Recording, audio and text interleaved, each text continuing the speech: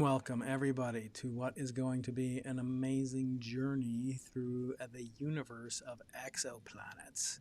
Something we cover a lot on this channel, and today is no difference. We have an incredible guest joining us today, all the way from Las Vegas, Nevada, or as I call it, Lost Wages, Nevada. And I hope it'll be as exciting for you as it is for me reading his book. He's got a wonderful new book out called Hidden in the Heavens, and we're going to play our favorite game of judging the book by its cover in just a minute. And let me just first introduce Jason Steffen. Jason, how are you today? Doing well. Thanks for having me.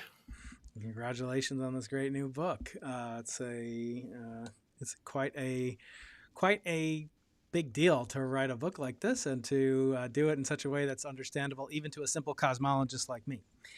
We've had on a lot of interesting guests lately talking about exoplanets and life. And I guess while people are trickling into the live stream, I wanted to ask a question. What would you say if we found out there was no life on any other of these exoplanets? Earth's the only thing we got. Would you still say searching for exoplanets is a worthy goal of a scientist? Yeah, I can. So one of the things it's a good thing that there aren't that people are still trickling in before this gets too broadly sent out. Is that I don't, I don't really care about life on other planets all that much. Um, so one of the reasons I think that studying exoplanets is useful in its own right is that it tells us all of the paths that our solar system did not take. We learn about how planets form. It allows us to have a more general theory of planet formation that the solar system alone can't provide. So the solar system doesn't provide enough breadth in the zoology to really have a good, robust planet formation theory. We can have solar system formation theory, but planetary systems look way different than we would have anticipated from the solar system. And so having observing these other planets gives us a better understanding of how our origins came about and what's different about our solar system than other planetary systems. And you got into this rather circuitously, did you not? From originally potentially studying, gravitational fields and other spaces, perhaps at University of Washington. This was not your intended PhD track, research track, was it? Right. So I was going to be a cosmologist Like going me, in, and best job then in the world. yeah, and went to the University of Washington anticipating to work with Craig Hogan, who was there. He became the dean and stopped taking students. So for a while, I started doing torsion pendulum experiments. There are only about 5 torsion pendulum experiment groups in the world, and 2 of them are at the University of Washington. I was in the less famous of the 2 groups, but it was really an interesting exercise in like understanding how gravity works, like weak field gravity, so like Newtonian gravity, and how to design an experiment to do, um, to test. In this case, it was the inverse square law. But then I went. I still had dreams of doing cosmology, and so they hired Eric Agol, and his we were going to do imaging the black hole at the center of the galaxy. That was the plan, and I just needed to take general relativity. And so he gave me a practice problem to chew on for about 8 months, and that practice problem ended up being a dissertation that ultimately got me onto the Kepler mission. And in terms of getting back and forth to the various science topics we're going to talk about, it doesn't seem particularly natural to transition from from gravity, extra dimensions and whatnot to extra planets, extra solar planets. But I often say it's almost more important who you work with rather than what you work on. How do you react to that? Both as a having been a student and now being an advisor, what would you advise an incoming new student to focus on in his or her career, the person or the subject? Um, I think the subject certainly helps, um, but I definitely think that my advisor has a real uncanny knack for finding interesting questions to research. I can't speak for myself. Hopefully, I do pretty well. Um, but my advisor really was able to find a good problem that was worth looking at. and to some extent, my personality is such that if there's somewhere where I can be useful, then I'm interested in working on that. So my interest is mainly on solving interesting questions, that kind of overshadows a lot of the um, like personal attachment to a discipline.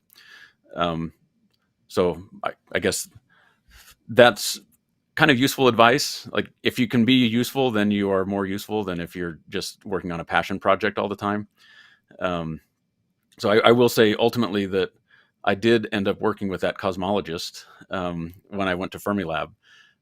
He followed me there, and not because I went there, but he followed me there because of the money, or because he wanted to move back to Chicago where he had some roots.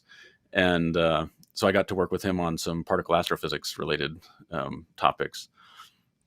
Oh, that's great. So, yeah, for those of you who now are starting to get a critical mass, and you'll be able to ask questions of the guests as you often do on the Into the Impossible podcast, where I'm always saying, Jason, you may know that I'm building the world's greatest university that's free, and you can always attend wearing your pajamas, unlike UNLV or UCSD. And today we're joined by a key player in NASA's Kepler Space Telescope and author of the brilliant new book, Hidden in the Heavens, which really addresses the most fundamental question other than how did the universe begin? And that's, whether or not when we gaze out into the solar system, into the universe, we're seeing these objects, these stars, and whether or not there's people looking back or entities looking back at us, perhaps.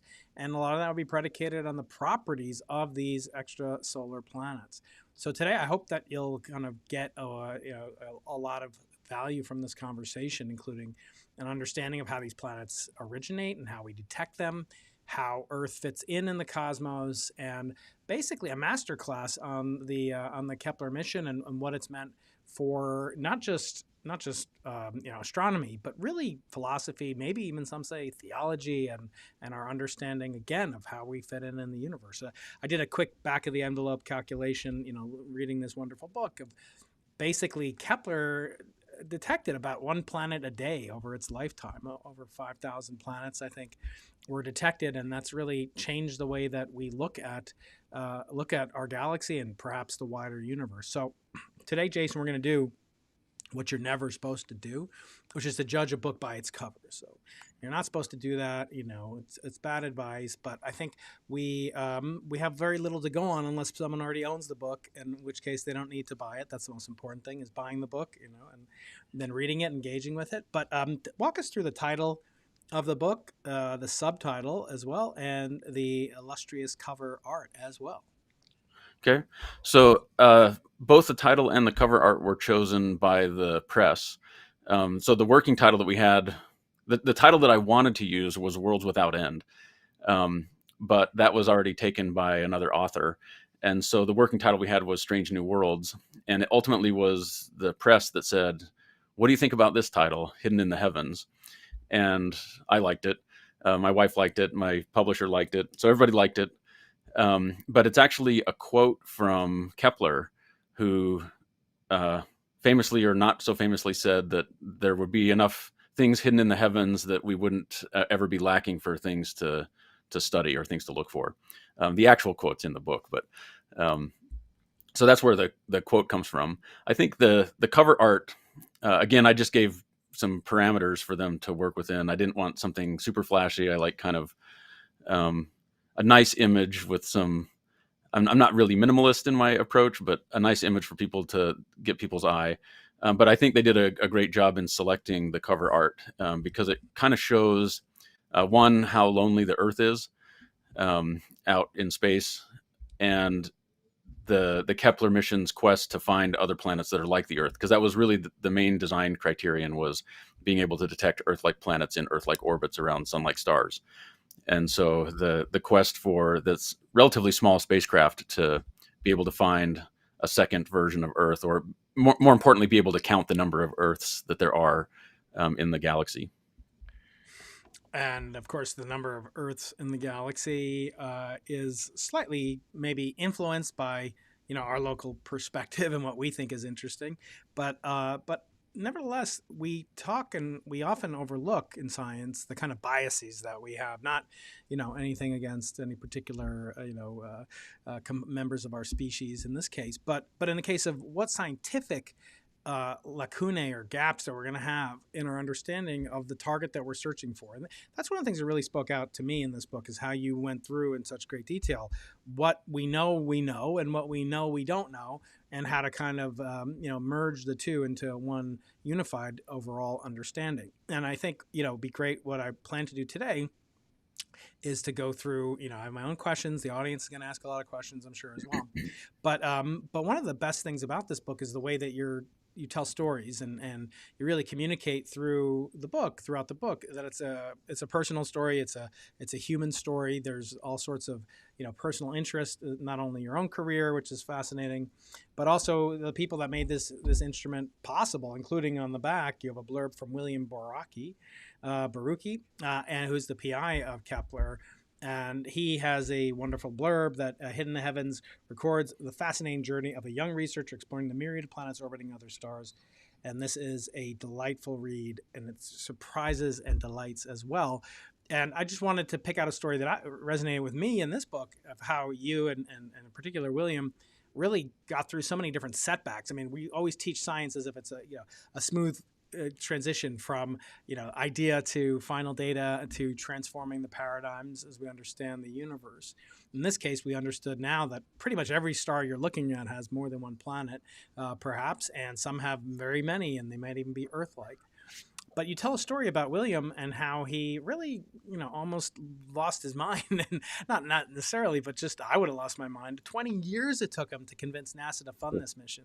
Why was Almost that? lost his mind and almost lost his job as well. So Yeah, exactly. So talk about that. The first story that really resonated. So on a personal level, not just scientifically as a brilliant scientist that William certainly is, but how did he navigate these personal, political, and even technical obstacles? You talk about a mission that blew up, or failed to launch basically, and ended up being destroyed because of basically, it sounded like some malfeasance on the part of the contractor that maybe was, I don't want to say, anything illegal, but talk about that. How did he overcome these setbacks from first proposals to convincing NASA that it was just right, not too big, not too small, and then finally overcoming the obstacles of other missions just like it, failing dramatically in explosive fashion? yeah, so he started thinking about exoplanets basically because he was an Apollo engineer. He worked on the Apollo missions, and Apollo ended in the 70s. The 80s came around, and it was right around that time in the late 70s where CCD cameras started being relevant. There had been over a few decades, several meetings among scientists about how to find planets that orbit other stars. There was a paper by Otto Struve in the 1950s where he said, we could do it with Doppler measurements. That was his preferred method, but he also suggested that transiting planets, that we could monitor the brightness of stars. But at the time, the spectrographs existed that could allow for detections, or at least you could imagine improving them, but digital cameras didn't exist. That was another decade in the future. And so the digital camera was invented. It started, Barucki started piecing together, okay, like if we were to do it this way, what would it take? And he wrote his first paper in terms of like, what would the survey entail? How many stars would we need to measure? How bright would they have to be? How many images would we have to take? How long would we have to observe in order to measure eta Earth, which is the fraction of the number of Earth-like planets in Earth-like orbits orbiting sun-like stars. So that started in 84. And I think it was he just kept seeing some promise in the method. Like, if we do this, it will work. And if we make these improvements, it will work. And if we get a telescope big enough, it will work. And if we get it in the right spot, it will work. And despite a bunch of setbacks, he just persevered through, rejection after rejection. I mean, Kepler, it wasn't originally called Kepler. It was called FreeSip, which is a terrible name. But but it eventually, it was proposed, from at least 8 times, at least 6, 5 times from 1990 to 2000 when it was finally selected. But I think one of the things that he did that I think was really instrumental in getting it to work was bringing people on board. He knew that it was a mission that was too big to do one person at a time. And so he brought in expertise who could basically he could rely on to demonstrate the capabilities of the mission, who could chime in with their understanding of different areas of astrophysics, so like stellar astrophysics, electronics, um, solar system, planet formation, as the theory existed at the time, which is way different now than it was then.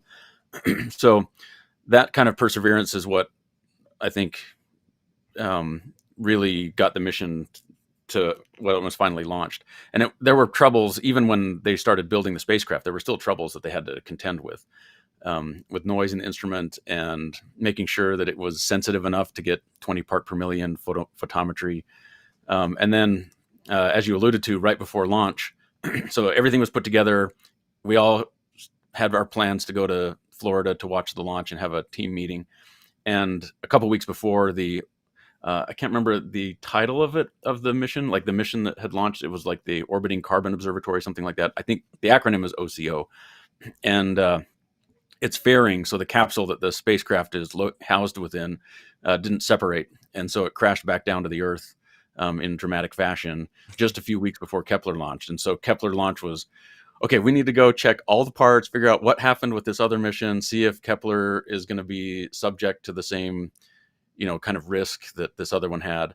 It ended up that when a fairing separates, it's done with explosives. So they have some bolts that hold the fairing together, the capsule together, and then the bolts will explode and the capsule will open up and then expose the spacecraft. And so there was something where the pyrotechnics worked as expected, but the bolts that are supposed to burst when the charges are detonated, those were not up to the specifications. And that wasn't actually found until later that was the real problem. But they knew it was something with the blast bolts. And so that was the part that needed to get inspected with Kepler. And fortunately, we didn't suffer the same fate. Kepler launched without any trouble. And if it hadn't, right, they don't yeah, that make would have been bad. backups, right? I love it in this experimental, cosmology that I work on with the Simons Observatory and other projects. We can insure our project, and we have insurance on different parts of it. But just to get it to, rebuild it would take, again, it might even take longer than it took to build it the first time, because a lot of times suppliers go out of business and you go down to different rabbit holes that you can't get out of. So yeah, even having insurance on these things is not really sufficient to actually get this done. So it's kind of a miracle. And then eventually it did fail. And I think, parts of it failed and then it was recommissioned. And I think that's one of the most remarkable aspects of the Kepler story that you tell in the book. So I thought it would be fun, because I love to take the listeners and viewers on the channel along in these kind of master classes. How often do you get to talk to one of the preeminent astronomers in the world and discuss, perhaps one of the greatest missions ever to be launched from Earth? And I think, my goal, as I say, is to really get people excited and interested in space, and to obviously to buy multiple copies of your book. It makes a great Black Friday gift for folks out there looking for a gift for the astronomer nerd and their family. So, Jason, I thought we'd take advantage of your phenomenal lecturing skills. You're well known for giving a really popular TED Talk not too long, it's a while ago now, but it's kind of prior to the Kepler great discoveries that were made. So I wonder if you are able to now share your screen and take us through a little slideshow, a presentation.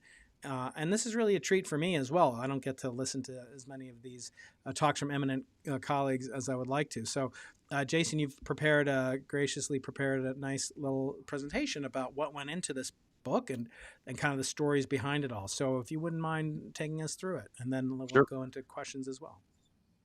You can see my screen? Yeah. All right. So I guess exoplanets, we can claim some history back to Giordano Bruno, who suggested that the stars in the sky were probably like the sun and had planets like the solar system. It didn't help his longevity to make such claims, but he probably wasn't even the first person to hypothesize this, but we certainly have the record of him suggesting this would happen. If you fast forward, 400 years, you get to Otto Struve, who unfortunately it turns out was the last descendant. So family history is something that I enjoy looking at people's genealogy. There had been several generations of Struve astronomers, and Otto didn't have any children, so he was the last of that line. Hmm. Um, but he proposed in the 1950s that we could either do Doppler shift measurements of stars. He was studying binary star systems spectroscopically in order to kind of determine their orbits. And he's like, well, Jupiter doesn't, we don't expect Jupiter to live in a one-day orbit, but if it did, we'd be able to see it with kind of the next generation of spectrographs. And if we don't see it that way, then we might be able to see it as it transits the host star. So that was kind of the inspiration between us for a series of discussions that took place in the 60s and 70s and ultimately into the 80s, was what kinds of techniques can we use to find exoplanets. They weren't called exoplanets at the time, and even exoplanets as a spelling wasn't really finalized until the mid-teens, 20 teens. But so anyways, that was his proposal. And there were two different routes that people could take. And Bill Barucki, let me skip over the Doppler shift stuff because it's not totally relevant to Kepler. But the transit would look something like this. So this is an image of a transit of Venus. If you missed it, then I hope that you eat well, because we've got another 100 years or so before it transits again. So the transit of Venus is basically looking at the change in the brightness of the star when a planet passes in front of the star. So you can see Venus up here. That gives basically a 1 part in 10,000 change in the brightness of the sun as it transits across the solar disk. So in order to do that, you kind of need digital cameras to be able to do something like that, because the transit events are so short. So the Earth only takes a few hours. If we were observing the solar system from a distance, the Earth would only take like 6 to 8 hours to transit across the sun. And so you have to be able to monitor the brightness of an object regularly and with sufficient precision to see something that's that rare. So you observe for 365 days, you got 6 hours that your signal is going to land within. And so having both digital cameras and the computing capabilities were essential to having Kepler function, because you wouldn't be able to do the Kepler mission with the computer that was on board the Apollo spacecraft. You needed something that was a bit more robust than that. It ended up being that you needed something kind of the size of a grocery store with a whole bunch of processors in it in order to get it to work out.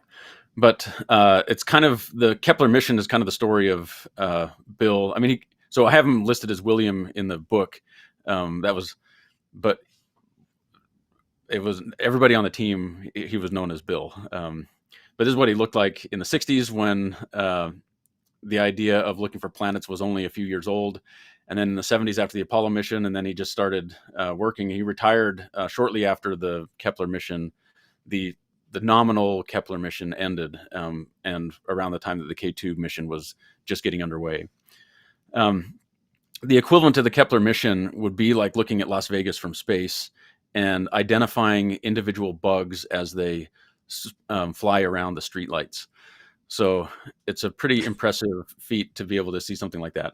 And to be honest, I just learned after the fact, after I'd already put these slides together, that Las Vegas only has about 60,000 streetlights in it. And so it'd be like having 3 Las Vegases and identifying individual bugs as they fly around the streetlights. I'm just glad you didn't say prostitute.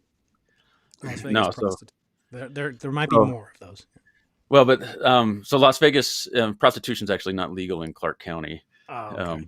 So Las Cancel your Vegas trip, everybody. is obviously free from vices, and it's the family friendly destination that it was set out to be in the 1990s. So I talk about cosmic strings, or I talk about Las Vegas as it's kind of a cosmic string that runs through the center of an otherwise normal city, because the suburbs are the same as basically any other suburb. But the strip itself is a place that my family and I generally avoid because it's crowded and not very wholesome. Yeah. So, but this is what the Kepler camera looks like. That the camera's basically, so I have an image of what the first light looks like behind me, but the camera itself is basically the size of a cookie sheet. So it's fairly big, a large format camera in order to see really wide angles. And it was 95 megapixels. The field of view was huge. It's like the size of the palm of your hand when it's extended at arm's length. And I compare that to the wide field camera on Kepler or on Hubble. So if I go to so here's the first light image from the Kepler Space Telescope. And next to this, it's a little bit hard to see, but next to this is actually an image taken with the wide field camera on Hubble. I have a circle around it. That is the wide field camera on Hubble. And that's the image. That's the imager that observed the Hubble Deep Field, or actually, that was Yeah, a so previous I think version of it. But I it's think I'm about the same using in size this. field of view, right? Yeah, so it's the same size. I'm using. I think I don't remember. I think I'm using the Pillars of Creation image Mm-hmm. here to scale. I mean, it's tiny.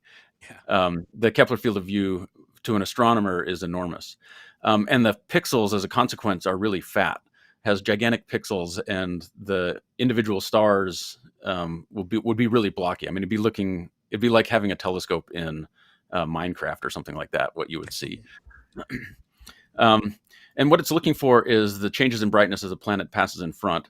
This image here shows measurements of HAT P7, which was one of the planets that was already discovered within the Kepler field of view.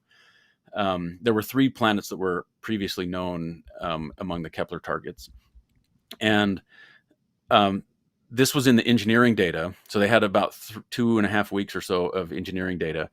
And what was important was the fact that they saw the secondary eclipse. So you can see the main transit, and then like on the top part of this image, you can see the main transit, and then the flat line of just the star by itself, and then there's a small dip on the right hand side. Then you blow it up, and you can see that the dip is larger. And you can what that dip is the planet passing behind the host star. So you have the planet passing in front of the star that blocks a lot of the starlight, but there's reflected light. So the planet goes through phases the same way that the moon goes through phases. And when the planet passed behind the star, then it had this secondary eclipse. And this was an important kind of sigh of relief for the mission, because the depth of that secondary eclipse is roughly the depth of a transit of an Earth-like planet. So it was basically the equivalent. It was a technical demonstration that Kepler would be able to see a planet, the kinds of planets it was designed to detect. The data from Kepler are really good. I like to show this image because the phase curve. So you have the planet going around the star. It's going to go through different phases. It'll have a crescent phase and a gibbous phase. Those phases are shown here. So I guess I should say that the phase curve for HAT P7 are the data points on this plot. So the black spots. The phase curve from HAT P7 is the red line, which doesn't go through the data. So the red line is just like you start from a crescent phase and you go through a gibbous phase and back to a crescent. What actually happens with the HAT P7 system is that it exerts a tidal force on the star. So just like the moon exerts a tidal force on the Earth and causes the Earth to become a prolate spheroid, the HAT P7 planet also causes the star to become a prolate spheroid, kind of like a rugby ball. And then as the planet orbits the star, the rugby ball shape tracks the planet. And so sometimes the planet, you'll see the star as though you're looking down the point, and other times you'll see it in profile. So those are called ellipsoidal variations. So the ellipsoidal variations is the contribution that's the blue dotted curve. And you add those two together and you get the yellow. So not only do you see the light from the phase variations of the planet, but you also see the fact that the gravitational influence of the planet is distorting the shape of the star, and the star is going through its different profiles as the planet orbits. But that's not all. If you notice that on the left-hand side of this image, all the data points are above the curve, and on the right-hand side of the image, most of the data points are below the curve. That comes from Doppler beaming, where you have the planet or the star as it's approaching you. It blue shifts the light and causes the star to appear slightly brighter. And when it recedes from you, it red shifts the light and causes it to appear slightly dimmer. And so you're seeing basically a relativistic effect on top of the ellipsoidal variations on top of the phase curve. So the data, Kepler had incredible data for studying the brightnesses of these stars. And that also means that it had really good data for studying the pulsations, for example, of stars, which we can use to measure stellar properties. So there's data on stars that are as good as data we can get for the sun, for example, with the Kepler mission. So it was able to find quite a few planets. This is one of the poster children of the planetary systems that Kepler found. This is Kepler 11. It has 6 planets, all interior to the orbit of Venus, with a combined mass that's like close to 20 Earth masses. So this was one of the surprises I think that came from the Kepler mission, is that when it was built, we only had the solar system to go on as a model. And so we expected that we would be lucky to find things like Venus, and things like Earth, and that would be basically it. So the expectation going in, or at least during the main part of the design phase, was that we might find a few dozen Earth-like planets in Earth-like orbits, or Venus-like planets in Venus-like orbits, and that was the extent of it, because you wouldn't expect to form a Jupiter very close to the host star. It was after the Kepler science team had, at least the initial science team had been assembled, when the first exoplanets actually started showing up. And it was after Kepler was selected that the transiting exoplanets started showing up. And it was well after Kepler was selected that the first small planets on these few week orbits were discovered. And so it was kind of a leap of faith for NASA to put this mission together based upon just predictions from the solar system. So it started finding planets right away. And what it showed us really is that a substantial fraction of planetary systems, maybe most, we don't actually know if it's most, but at least 30% of stars in the galaxy have planetary systems that are completely foreign to the solar system. These would include planets that are 2 to 3 times the size of the Earth on orbits that are only a couple weeks long. So that's planets larger than the Earth that are on orbits that are much shorter than the orbit of Mercury. Mercury is How much is that 3 months. influenced by the fact, kind of the selection bias of Kepler, that it's really only able to see things, a year or two in period at most, given the, factors like aliasing and so forth, but also, because it's sort of optimized for the Earth-like planets, which means something like a year-long orbit, and therefore it'll get more bites at the apple for the, closer in periodicity planets. Right. So the discoveries certainly congregate at the 1 month, few week to a few month orbits. They also are generally slightly larger than the Earth, but Kepler was able to find planets that are smaller than the Earth. The smallest one that it found was basically the size of the moon. So it was sensitive to smaller planets. The issue that you then have to deal with when you do demographics. So I guess there's a couple stories that come from this. One of them is, when you find a planetary system, there's 2 different avenues to pursue for the science. One of them is to study an individual planetary system to death and kind of learn everything that you can about it.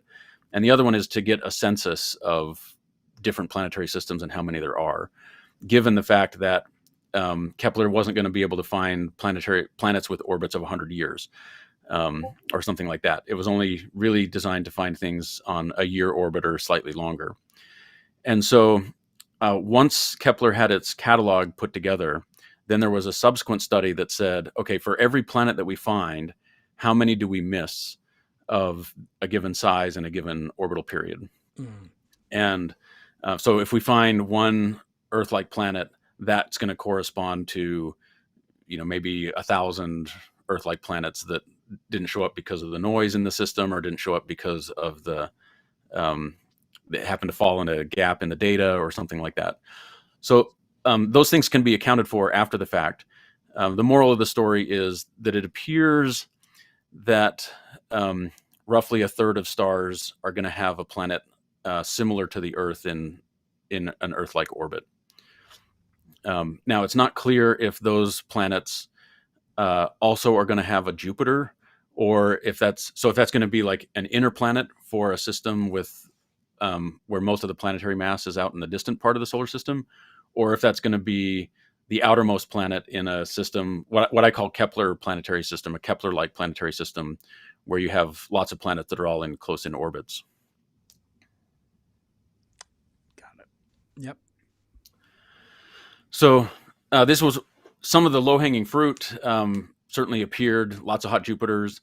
In fact, for the first year, that's all that we were kind of able to. Early exoplanet science had a lot of retractions, and so um, they were the science team was hesitant to put a lot of new discoveries out there without really vetting the results to a high degree. And so for several months, our only discoveries were more hot Jupiters, which had already been, they were already 15 years old by the time Kepler launched, and so it wasn't really newsworthy, not as newsworthy as it could have been. But by the time the first year had wrapped up, there were like several hundred planetary systems, some of them with multiple planets in those systems. And then the fire hose kind of opened up, and it took us several years before we got our heads above the water again. So this Kepler 11 was an example of the type of system that the mission found. This is what it looks like in raw data. So raw data at the top, you have the temperature fluctuations because the spacecraft is changing its orientation every few months. It goes into safe mode, and so the whole system heats up, and you have to remove all of these artifacts. You'll see that the overall variation in the photometry, like the brightness of the star on the top, is about 1%. So you have roughly 1% variations just because of the instrument and of the star spots and things like that. But then once you remove all of those effects, then you get the thing at the bottom where the variations are more like 1/10% or 1/100th of 1%. You can see much, much smaller deviations. Wow. The rain that's coming off of the bottom of that, those are individual transits. And so this is 6 planets. There's 6 different orbital periods and 6 different transit depths that are found in these data. And where the transits are located is seen on the bottom. The different dots, the different colored dots show, okay, the yellow planet is transiting here, here, here, here, here, and here, and the blue one is transiting in these other places. So it's really quite remarkable, the sensitivity that we could get with the spacecraft. And this is with an early pipeline. The pipeline improved over the course of the mission's lifetime. So the data analysis pipeline. One of the things that we saw with Kepler is that the data are good enough that we can see the planets actually interacting with each other gravitationally. So you'll have multiple planets in a system, they interact with each other gravitationally, that causes their orbits to change slightly. And we can see the deviations from their orbital period, from one transit to the next, how those mutual gravitational interactions affect the orbital periods of the planets. So these are called transit timing variations. This was the practice problem that I had as a graduate student, was to figure out, basically how big are these transit timing variations going to be? How would they be detectable? How does it depend upon the mass of the participating planets and things like that? So it was supposed to be an 8-month project that before I got back to doing black holes. But we found that we would be sensitive to Earth mass planets using this technique. And right at the time that we finished our first paper describing this effect, there was a group that published a list of transit times. And my advisor told me it's not very often that the data that you need to apply your theory to just fall in your lap. And so it might be a good idea to analyze these data because they're here, instead of analyzing hypothetical data that's going to come apparently. So when was the black hole at the center of the galaxy image? Like about 6 years ago, something like that. So it would have been a decade into the future, or you can have something that's in your lap today. So that ultimately, that study is what basically gave me the motivation, or gave NASA the motivation to bring me onto the science team. Because at the time that they requested new people to join the mission, I was the only person who had done an analysis like this. And it was one of the things that they're like, oh, this is something that would be well suited to the Kepler mission, is measuring the planet properties and finding new planets in systems where you can see these variations in the orbital period. Some of the weird systems that Kepler found, like Kepler 36, for example. So now this is an artist rendition. You can tell it's an artist rendition because you can see the sky in this image. But the Kepler 36 system is 2 planets that orbit about 10% apart from each other. So one of them has a 10-day orbit, and the other one basically has an 11-day orbit. It's actually 11 and 13 days, but their orbital distance is 10% different. and their densities are almost a factor of 10 different.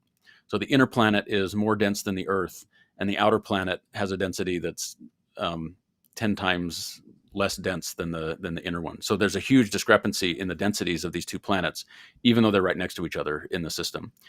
And they're so close together that if you were standing on the surface of one, this would be the image that you see when the other planet passes overhead. So in fact, they're so close together that you can actually measure dynamical chaos in the system. So chaos being that if you make tiny changes to the orbits of either one of these planets, it actually fairly quickly affects what the future for that system holds. There's chaos in the solar system, for example, where small changes to the positions of the planets can result in very different outcomes. If you were to displace Mercury by less than a millimeter, then the chances, then it might put it on a path where it would collide with Venus or with the Earth in the future. Even now, there's basically a 1% chance that Mercury collides with basically disrupts the inner solar system every billion years. And so this planetary system, Kepler 36, it has that same effect, except that instead of having it every billion years where these things would be manifest, it's like every few hundred days. So it's really quite a chaotic system in terms of how it flops around from certain orbital states. Another thing that was found in the Kepler mission was it found a lot of really, really short period planets. So planets with orbital periods less than a couple days. And the famous one for that one is KIC 1255. The telephone number for this one is a bit longer than that, but I can only remember the first four numbers. It's KIC 1255 pi e, something like that. But it orbits every few hours, like 6 hours or something like that. And it's so hot that it's melting or vaporizing the rock off of the surface and forming a comet tail that's made out of rocky material instead of a comet tail that's made out of water like it would be in the solar system. So you can see basically the comet evaporating due to the intense light from the star. So Kepler also found planets that orbit binary stars. So you'll have, there's a famous saying that 3 out of every 2 stars in the sky are in a binary. Yeah. And so this was the first time that we saw a planet. You'd have a binary star and there was a planet going around both stars at the same time. So it's not going around one of the 2 stars. That had been seen before, where you have a binary star and there's a planet going around one of the 2 stars. This was the first time that there was a planet going around both stars simultaneously. And there's been about a dozen of these that have been found. So it was also another remarkable thing. And given the fact that there's 100 billion binary star systems in the galaxy, that these are probably pretty common. They're hard to find, but they must be pretty common. It found, like I mentioned, planets that are smaller than the moon. Kepler 37 is an example of that. Found planets that are in the habitable zone of their host stars, where if you could imagine liquid water living or like existing on the surface of those planets. So it really did provide a huge number of discoveries. So if you look at this isn't the final catalog, but it's pretty close to the end. There's like 4,000 planets that Kepler had found. And they kind of run the gamut of orbital periods that are less than a few hundred days. So basically like from Earth's orbital period and shorter, there's just huge numbers of planets. And most of these planets aren't like the planets in the solar system. They're not rocky. They're not really Neptunes either. They're like somewhere in between. There's like big versions of Earth or small versions of Neptune is kind of the common thread between the two. So those are basically the discoveries that Kepler made. I'll point out one of the issues that you have with this survey, because there hadn't been exoplanet systems discovered when they were designing the survey. So you can't rely on, here's what you can get after you run the mission. You can say, here's what we should have done if we really wanted to make a lot of discoveries. But you can't know that up front. So causality hasn't been violated yet.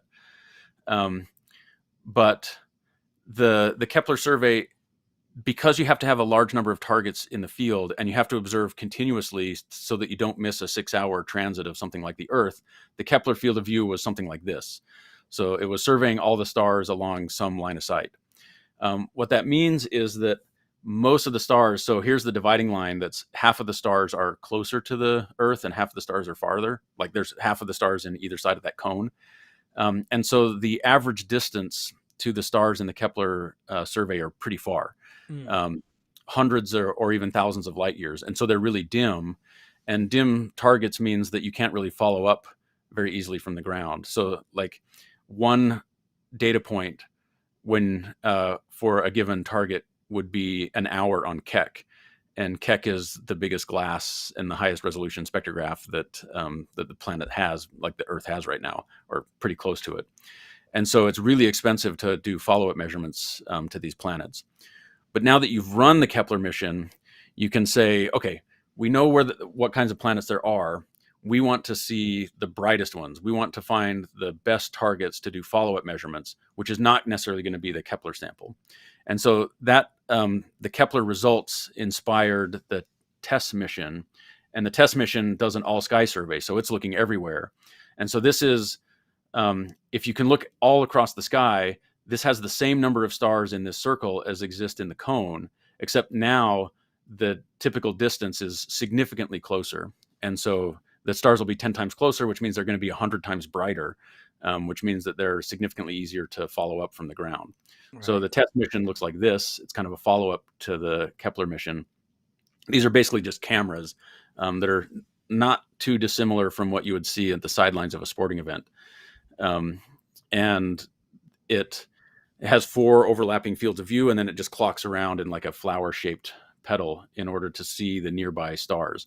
And TESS has discovered its own several thousand planet candidates following on the heels of Kepler. And these ones are ones that we can follow up with ground-based observatories to an easier degree than we could with the Kepler mission. Ultimately, the Kepler mission itself, due to this part, met its demise. So this is a reaction wheel. In order for Kepler to have really good data, it has to point very, very precisely. Precisely to the degree of if you had Kepler, the telescope, in San Diego, and you were looking at Washington, D.C. at the Washington Monument, if you were to go out of the nominal pointing direction far enough that you've gone from the top of the Washington Monument to the bottom of the Washington Monument, you would no longer have science quality data. So it's like micro arc second type things. It's small fractions of a degree before you're no longer in what's called fine point. And so the data are no longer good enough to do science observations. So in order to keep the attitude of the spacecraft, so the orientation of the spacecraft consistent, they have these reaction wheels, and they'll spin around. If the spacecraft starts to drift in some direction, then the reaction wheels will spin and it will cause it to rotate back in the other direction to counteract micrometeorites and radiation pressure and all sorts of stuff that affect the spacecraft. Well, one of the reaction wheels started to fail, and so they turned it off, used the backup. It had one backup. You need 3 reaction wheels in order to steer. So they brought up the backup. The backup started to fail, and then the backup one failed, and then they went back to using the other one, and then that one failed as well. So there were 2 reaction wheels that failed basically 6 months after the expiration date. Kepler was supposed to be a 3.5-year mission. It went for 4 years, and then it couldn't maintain fine point anymore. So it kind of it wasn't completely adrift. They still had fuel. It has thrusters as well. And so they very quickly sent out a solicitation to the overall science community saying, if you have a slightly defective $1 billion telescope or $500 million telescope, what would you point it at?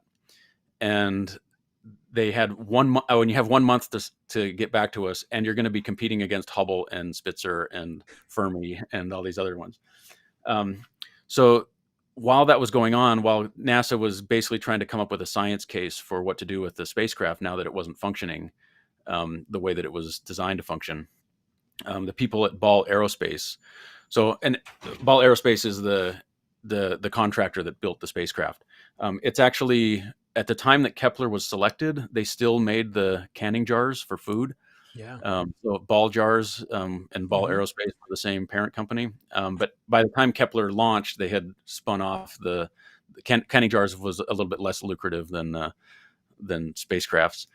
Um, so the engineers at Ball said, if we could orient the spacecraft so that it was pointed in a certain direction relative to the sun, then we could use the solar wind to help keep it stable, and that would allow us to have better pointing for longer periods of time. And the estimate was that they could basically get 80 days, almost, not quite 3 months, but almost 3 months of consistent, like science quality pointing with really small adjustments to the spacecraft using the thrusters.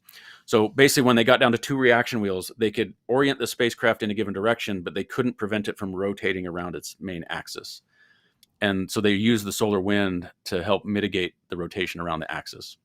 Mm. And so then it ran for another, basically like 4 additional years, almost 4.5 years in this K2 mode. So they repurposed the spacecraft, like gave it a new mission designation as the K2 mission. And then that operated for several years after the original Kepler mission ended. My How did it son, compare in terms of science goals? um, it was not the same.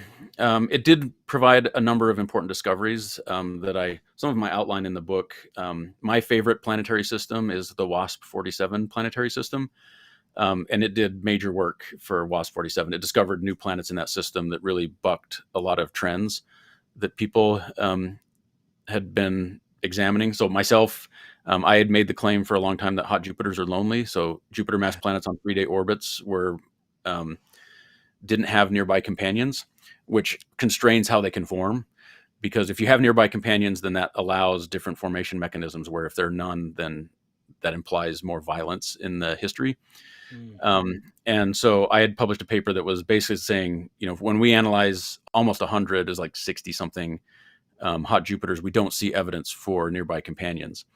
But K2 studied the WASP-47 system, and it found nearby companions, like companions on 9-day orbits or something like that. Oh, And wow. so that really that broke the mold in terms of hot Jupiter formation. It demonstrated that you can actually have multiple formation mechanisms to make a hot Jupiter. Mm. Um, so WASP-47 is my favorite. TRAPPIST, the TRAPPIST system was also studied with K2. But in terms of, so it had good data. The data were comparable quality, is like 40 parts per million instead of 20 parts per million. Yeah. What the K2 mission lacked was it wasn't a uniform long-term survey of a sample of targets that was consistent for a long period of time. And that was, my science was really most geared towards the original Kepler mission with 4 years of continuous data. And so when K2 kind of spun off, I didn't follow that branch of the science team onto the K2 mission. Um, my myself and the working group that I was part of just stuck with the original Kepler data for our analysis, because we were doing the cool stuff. And so, and then ultimately Kepler ran out of fuel, and that was the final, like once it runs out of fuel, then it just starts tumbling and there's nothing you can do about it. And the fuel's used for the reaction wheels, or what was the fuel actually Um, used for? so the fuel was used to, so reaction wheels are really small corrections, and the fuel is for thrusters in order to like do bulk motion of the spacecraft. So they had to fire the thrusters, one to be able to point the telescope or the antenna back towards the Earth to downlink the data, but they also had to use the fuel in order to keep the spacecraft in the right orientation. So what they would do is they would fire 2 thrusters in opposite directions, and the mismatch in the thrust between the two thrusters gave a small correction, like a first order correction to what they would be capable of doing. I see. Um, and so that's actually an expendable fuel, hydrazine. And when that ran out, then there was no longer a way to point the spacecraft. Got it. So that was basically the Kepler mission, kind of in a nutshell. Yeah. It really it changed the way that we view the solar system, because the solar system is pretty well constrained. The NEAS model is the current standard history for the solar system, Neptune formed closer in, and then the gas giant planets expand after the gas disk dissipates. That causes the Neptune to plow into the Kuiper belt. That captures a bunch of objects into mean motion resonance, like Pluto, the non-planet that should never have been a planet in the first place. And it also scattered a bunch of stuff into the inner solar system, causing, like, delivering water to the Earth. And Jupiter may have, now this is not part of the NEISS model, but there's something called the Grand Tack model that explains why Mars is such a wimpy planet compared to Jupiter and Venus, or compared to Earth and Venus. What is that word, niece, that you're using? I'm not So familiar. the NEISS model, so that's Nice, France, is what it's named Oh, Nice, after. France. Okay, not an acronym. Yeah, so it's the Observatoire de la Côte d'Azur. Alessandro Morbidelli is the guy who kind of developed the NEISS model. So he basically, it's really interesting. He uses the orbits of the small bodies in the solar system. So, like, what would effectively be test particles. He uses their orbits to constrain the dynamical history of the solar system. Mm. And so you look at how many objects are there like Pluto in 3-2 mean motion resonance with Neptune. They're called Plutinos. And there's hundreds of those compared to things that are scattered. So you have a bunch of things that are scattered into high eccentricity and high inclination orbits. You have a bunch of things captured into resonance. You have gaps in the asteroid belt that come from Jupiter's orbit, similar to gaps in Saturn's rings. You've got a population of comets that come into the inner solar system at certain rates. And so all of that can be used to constrain the history of the solar system. So where did Neptune have to form, and how long did it take to migrate out, and why did it stop, and when did it stop, and how many objects were scattered into different kinds of orbits as a consequence of that. And so one big question for planet formation theory is why Mars is so small. It's only a tenth the mass of the Earth, when if you just ran planet formation scenarios with Jupiter where it's located, you most of the time get planets bigger than the Earth where Mars is located. And so the fact that Mars is so small was a mystery. I mentioned it's not part of the NEISS model is really the expansion of the gas giants' orbits and the Neptune's migration outwards, and then the effect that it has on the comets. But there was an idea called the Grand Tack model where Jupiter actually started migrating inwards, and then it captured into a specific orbital relationship with Saturn, which then pulled it back out from the brink. But as it moved in, it plowed into the asteroid belt and depleted the asteroid belt and the region where Mars formed. And so there was less material for Mars to form from. Was So that that's not before or settled after science. the Theia, the formation of a moon? It would have been before, because you didn't quite have the Mars-sized objects around. So it was, you still had to have the gas disk present at the time. So I guess a little bit of history of the solar system. The gas giant planets form very quickly. They form in a few million years because they have to form while there's still gas around. After the gas dissipates, so I guess the presence of the gas, when you have small rocks like rain apples and very small rocks, things that float around in the gas, the small rocks, their orbits will circularize because of friction with the gas. And it's not until the gas disk dissipates that their orbits become eccentric and start crossing, and then they start smashing into each other. And so Jupiter forms well before the Earth forms, because the Earth formation requires that things be able to collide. The orbits of the small objects start crossing, and you get collisions. So the Grand Tack model that depleted the inner solar system happened while the gas disk was still around. And then after the gas disk dissipated, you have a region where there's just less stuff to form Mars from. And Earth and Venus all form from a kind of rich planetesimal environment. Now it's not settled science, but it's an explanation that is viable. It can reproduce everything that we observe. And it explains why Mars is such a wimp. Let's see, Jason, we have tons of questions. I want to start off with the first one from someone who is not a wimp. Peter O'Halloran is a good friend of mine from Ireland. I wonder, I've not asked him where he's from. My step family's from County Cork. Peter asks, Kepler's transit method was remarkably effective at identifying exoplanets, but it relies heavily on precise data interpretation. How did you account for false positives like stellar activity on the host star?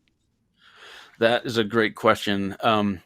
So there were people who really spent a lot of time getting to know the personality of the instrument.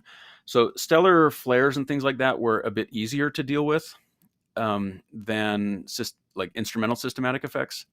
I guess I should say not necessarily easier to deal with, but there's different ways of dealing with them. So if you have something that is an instrumental effect, like for example, suppose that a small dust grain hits the telescope, breaks off a piece of paint that then floats across the aperture and reflects sunlight down into the aperture. So all of the stars, like the whole field of view, gets brighter all of a sudden because this reflection off of this paint chip.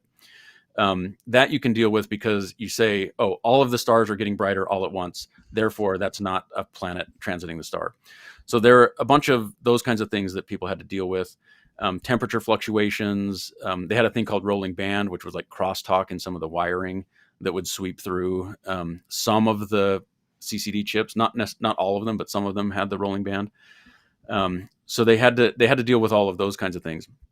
And then with individual stars, you can see flares, you can see pulsations. So you can, when you're taking all these data, you know that the transits are going to be short. They're going to be localized in time. Where if you have stellar pulsations like P mode and G mode, P modes are pressure waves, like sound waves that are propagating around in the star, and G modes are gravity waves. So those are like big floppy fluctuations of the star's pulsation. Those things you can see by just basically saying, what are the frequencies that the star is pulsating at? And you can identify how it's ringing. So you can separate those. Flares, they have a particular profile, so you can identify those profiles and say, okay, this is a flare, this is not. It's pretty easy to find planets like Jupiter because those have enormous signals. You have 20 part per million precision, and you're getting a 1% deviation. So you're like Jupiter mass planets you can resolve really easily. The Earth-sized ones were the hardest ones. So some of the things that they did, not necessarily to confirm specific planets, but rather to be able to make claims about the population of planets, is that they injected fake data into the real data. So they had the real data and they injected fake transits into the real data, and then said, okay, how frequently do we recover these planets that we injected them in? I know that LIGO does the same thing, where they'll put fake gravitational wave signals into their instrument and then see what if they can recover them. Because then for every planet that we find, we miss 3 or we miss 1 or we miss a half of a planet for every one that we find. So after there are also, in some cases, there were actually astronomers that study stars on the mission. And so they were looking at, how do the star spots evolve, and can you get the stellar rotation from them? And those are other things that you can separate from the data if you know kind of what you're looking for, and then you can match the behavior to the data. So Okay, the great. technical term is like you can have like a matched filter. They had like wavelet transforms of the time series in order to say, oh, this is what stellar rotation looks like or star spots look like, and so we can map them and then separate them out from Very good. the raw data. Okay. Essa Scanningen asks, what are the most interesting anomalies with exoplanets? So I think, which ones do I care about the most? Because those are the ones that are the most interesting. I think that WASP-47 was definitely up there because it was the counterexample to lots of different things. Having a hot Jupiter with an Earth-sized planet in a nearby orbit. I think the really short period planets, the ultra short period planets that have orbital periods less than about 2 days, down to 4 hours, I think. It's either 4 or 6 hours is the shortest orbital period of a planet that we ever found. I mean, that is so close to the host star that the mind boggles at how that planet gets there. We still don't know how some of these planets get into those orbits. So that was an interesting anomaly. There was in stellar astrophysics an interesting anomaly, which is we call them heartbeat stars now. Mm. So that is a system. The first one that we discussed as a science team, we thought it might be a black hole that was transiting the star. So we thought that the star was there, and then a black hole was going in front of it, and the black hole was lensing the star and making it get brighter because the Wow. star would go along. It was like wiggling, wiggling, wiggling, and then it would get really bright, and then it would come back down and wiggle, and then it would wiggle some more, and then it would get really bright, and then come back down again. And it turned out that what it was two massive stars on really eccentric orbits. So they'd come in and have a really close encounter, and then they'd go back out, and they'd come in and have a close encounter and go back out. And when they had the close encounter, their gravitational fields distorted their shape, and the reflected light was just bouncing back and forth between them. And so they kind of warmed each other up. And so that was causing this change in brightness, was that the stars were getting, the profile of the star was getting bigger as they were stretched out horizontally. And the facing surfaces were getting hotter as they came close together. And then as they retreated from each other, then they just sat there and sloshed back and forth like a water balloon. Like you can imagine hitting a water balloon with something, and it doesn't pop, but it just sits there and sloshes around. And so these stars would come in, they would distort each other, and then they would slosh for the rest of the orbit, and that was causing the little wiggles. And then they come back in, and then they have another close encounter. I mean, it's kind of like you can imagine the epchirotic universe that Yeah. where it's like, oh, every once in a while these two brains come together and that gives you a new Big Bang. That's basically it's a small version of that with these two big stars where they come close together and then they start oscillating. So heartbeat stars, that was one of the examples, but there ended up being several dozen stellar pairs that had that kind of behavior that we only saw with the Kepler data. So that was, well, I guess another thing, continuing on with the stellar astrophysics, is we could actually see the rotation of the core couple to the rotation of the photosphere. So the cores of stars don't always rotate at the same rate that the outer layers do, because it's a fluid, and so you can always have things rotating at different rates. But you can see in the Kepler data when the stellar core finally is able to kind of drag the photosphere up to couple to it, and so then it's rotating as a single unit or roughly a single unit, instead of having the core rotating at a different rate than the outer layers. That was when I first heard about that. I had to sit and ponder it for about 15 minutes before I could come to grips with, like, what is it that's going on? Because it really shows up fairly clearly, the different rotation rates, and it's a fairly fast transition as well. Like it's not coupled, it's not coupled, it's not coupled, and then it is, and then it slows down. It's Kepler data it's no joke. The astrophysics you get from All right, that. we're reaching the end of the hour, but let's keep going. A couple more questions for you, Jason. I'm really enjoying it. You always get to ask questions on this channel, and don't forget to subscribe to the channel and leave a like, comment. These things are necessary. It's always embarrassing and humiliating to have to ask for them, but it is something that sort of the algorithms that are more complex than the Kepler data analysis pipeline requires of us. And if you do join, and if you do have a .edu email address, you're guaranteed to win one of these beauties if you live in the United States at least. A .edu email address will get you a meteorite, which is a fragment of the early solar system. And I owe one of these to Jason. I give one to all my guests as well. So hopefully Jason will be together maybe next year, and I'll come visit. You come visit here maybe, and give you one of these beauty meteorites. So, but if you have a .edu email address in the US, go to briankeating.com/edu. And if you have a non-edu email address, I still give these out. I select 10 people each month to give these away to on the mailing list. That's at briankeating.com/list. Okay, Slam RN. I read that the position and sizes of our rocky and gas planets is very unusual in our solar system. Is that true? We don't actually know. So it's unusual compared to the Kepler planetary systems, but systems like the solar system were right at the edge of what Kepler was able to detect. So it could detect Earth-like planets in Earth-like orbits, but it wouldn't be able to detect like an Earth-like planet in a Mars-like orbit. And so we don't have a good census of 30-year gas giant orbits and 1 to 2 year Earth-like, rocky planet orbits. So it's possible that So we know that between a third and a half of planets of stars have planetary systems like the ones that Kepler found. It's possible that the remaining two-thirds or half of the planetary systems are like the solar system, or it's possible that they're not like the solar system at all. My suspicion is that the balance of stars will have solar system like planetary systems, but that's just conjecture on my part. Mm, It's not, we don't have data in that's the hardest part of parameter space to probe.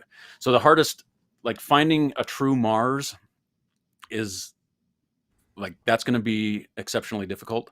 So a Mars sized planet on a 2-year orbit. And finding a true Neptune is another very difficult thing to do. Like the direct imaging surveys that are going on, those are to find basically Jupiter-sized planets that are warm, that are still cooling from their formation, where Neptune is cold and it's farther out and it's smaller. And so finding a true Neptune those are kind of the benchmarks, the next set of benchmarks for planet I see. Okay, discovery. good. Okay, next question comes from George Anderson. Let me put that up there. Besides light and dark, can Kepler's data be used to figure out what the atmospheres of these exoplanets contain? No, it's not really a good instrument for doing that. It's that what Kepler does is identifies the targets that you then follow up with the James Webb Space Telescope, or with Hubble or something like that, or with a ground-based telescope. So it's really kind of a discovery thing, and then you follow up with instruments that are more specifically designed to measure those kinds of properties. In particle physics, the analogy would be that when you have a proton collider, like what Fermilab has in the Large Hadron Collider, that is to discover new particles. But if you want to actually study the properties of individual particles, you want to collide electrons or muons, because protons are messy objects. And so you can discover things because you can exploit the fact that they're messy in order to see things that you wouldn't be able to find otherwise. But then once you find them, you want to use electrons or muons, because those you can tune the properties of the beam much more carefully than you can with a proton collider. The same thing happens with exoplanets. Kepler finds them, and then you turn it over to other instruments to study. Interesting. Okay, a couple more questions before we wrap up for the long weekend ahead. This one comes from a longtime friend of the channel, Nuno Marco, who asks if a little, oops, let me put it up there. If a little black hole transits a star, what effect would you see effectively? And you did mention that. I should also point out the first extrasolar object detected using some of these methodologies was a pulsar, right? A black hole around a pulsar, right? Yeah, so there was a binary, was it a binary pulsar? There was a pulsar. I don't remember if it's a binary. I thought it was a binary, but I can't confirm that off the top of my head. So there was a pulsar that was discovered that was being studied in the late 80s by Arecibo, the Arecibo Observatory.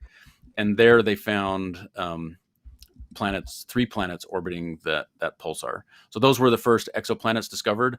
But so the language you'll hear is exoplanets orbiting a sun-like star, because the pulsar planets probably formed after the stellar explosion happened, and it was a subsequent debris disk that the planets. So they're basically like second generation planets, and not planets like the Earth. The I can't remember the other half of the question. So that was Just would you see that? What effect would you oh see? I think you answered yeah. it. So, yeah, you So can probably. I will Yeah. say that real quick with the black hole. I don't know what would happen with the black hole, but we did see at least one instance of a white dwarf that transited the host star, and when the white dwarf passed in front of the star, the gravitational field of the white dwarf lensed the main target star, and so it actually did get brighter when the white dwarf went in front, and it got dimmer when the white dwarf went behind, because the white dwarf is hotter than the regular star. So, but we did see the kinds of lensing that you would expect from a black hole. Interesting. Okay, last question again comes from Peter Halloran. He's getting extra credit today. This is about Tabby's star. What's the current prevailing hypothesis? Things have ranged from stellar instability to comet swarms or Dyson spheres. I like that because Freeman Dyson was my first guest on this podcast. So, what do you Mhm. think is the most plausible explanation? Peter wants to know. I honestly don't really have a good idea about what that would be. Um, stellar variability, it, it doesn't. That seems a bit of a stretch. Um, so I think that having like a cloud of dust or something like that, a cloud of debris, is plausible. But it is kind of weird. I haven't spoken with um, Tabby lately to find out what the state of things are with that discovery. I remember when it was discovered, a lot of things, a lot of really interesting systems. When we looked at them, they looked like noise. They're like, that's some kind of weird Yeah. artifact, and that was one of them. It's like that can't be real. That's something's going on with the like Kepler's on crack, and so we're going to just ignore that. I Um, always say just say dust. That's the most likely so explanation. yeah, it wouldn't be surprising. I mean, stars are unusual, and so that's one out of 100,000 stars that has this really weird behavior. Um, and that's one of the advantages of having a large survey is that you can find unusual systems. Absolutely. Well, Jason, this has been a blast for me. Many other people. I just only wish the late great Carl Sagan was around to see, but read both this book and see the wonders that are hiding in the heavens. Congratulations on a phenomenal book. Really a detective story, a personal story, a memoir, but also kind of representing the best of what science has to offer the human spirit. I think this book is a great introduction to what it's really like to be an astronomer, to be a scientist working on the cutting edge of and all that entails. And so I thank you for this gift of a book, and it makes a great, as I said, holiday gift, Christmas gift, wherever you are, wherever you may celebrate. And Black Friday is coming up. So, Jason, thank you so much for being a guest on the Into the Impossible podcast. Yeah, thank you. It's my pleasure. All right, we'll take the last couple of seconds to just let you guys know what's going on with the channel. Again, I hate to have to do it, but I always ask to subscribe and actually join my mailing list. These things really do help. There, I got a thumbs up for my Apple Studio monitor. It's been a wild ride this year growing the channel. Almost doubled in size again. At this rate, will be bigger than Mr. Beast in a couple decades. I hope, in all seriousness, that you guys are enjoying this content. I do love to do it. I don't really, uh, I get some amount of money from doing it, but that's not really why I do it. I just really love communicating, giving back to young people, especially, but even older people that don't have a chance to, didn't have a chance to go to college, or maybe didn't get a chance, went to college, didn't get a chance to study something that really would have energized their soul, like studying physics and astronomy. And by having great guests like Jason on, I hope that I encourage you to never stop being curious. ABC is my motto, always be curious. And I really do hope I can encourage you all to do that. And I have a lot of great guests coming up. Brian Greene is coming back up. Everyone's favorite astronomer named Brian, physicist. Now, my kids slightly prefer me, I suppose. Then there's Neil deGrasse Tyson, who's coming back on to talk about his new book, or his update to his book about Merlin's Guide to the Universe. He'll be on in a couple of weeks. I've got a couple of major appearances I'm going on. Just got linked up with my friend Andrew Huberman again to record a podcast episode of his podcast. And I do want to talk to him about all the delightful similarities between a telescope and the human eye, and he's an expert in that, but also talk about exoplanets and what it would be like to get the HLP, the Huberman Lab protocols on WASP 37 or whatever. How would other organisms react to the protocols that he suggests, or would they even have their own? That might be even more interesting. I also have a buyer's guide, and not that I get any money. It's not my personal buyer's guide. You can go to Brian Keating .com/telescope. I think that takes you there. Let me see if that will work.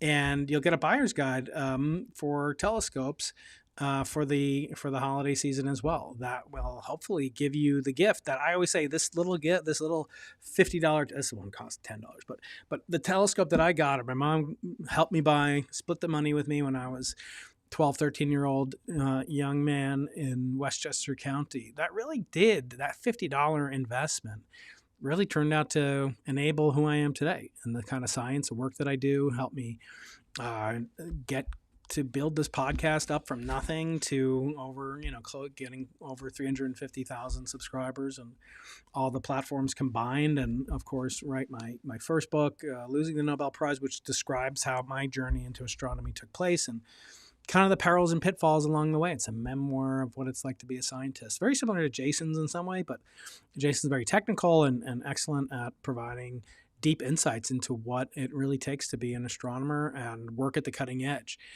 And so I'll have many more guests. Let me know what you think about these live streams in the comments on the video. I do like to do it. There's some effort, and there's always a little bit of a panic right before you go live. It's like, being a pilot or something. There's, hours of boredom. Hopefully not hours, and hopefully not boredom, but then, punctuated by sheer terror as the, software decides to glitch, or, you get some pop-up or text message from my wife or something. So these things are, kind of a little bit more stressful than an ordinary podcast interview, but they're also really fun. It gives you a real-time live chance to ask questions. So let me know who you'd want me to interview on the podcast. Leave that on the comments, and who you'd like to see, especially live. I had a great conversation with Jan LeCun, who is Meta's chief AI officer scientist, and he's also professor at NYU. You're going to love that conversation. So yeah, please do subscribe. I know it sounds cliche, but it is important. And even, I learned going on Diary of a CEO, that episode will be out Monday, they tell me. Monday, which is December 2nd. Crack of dawn here in the US or in California.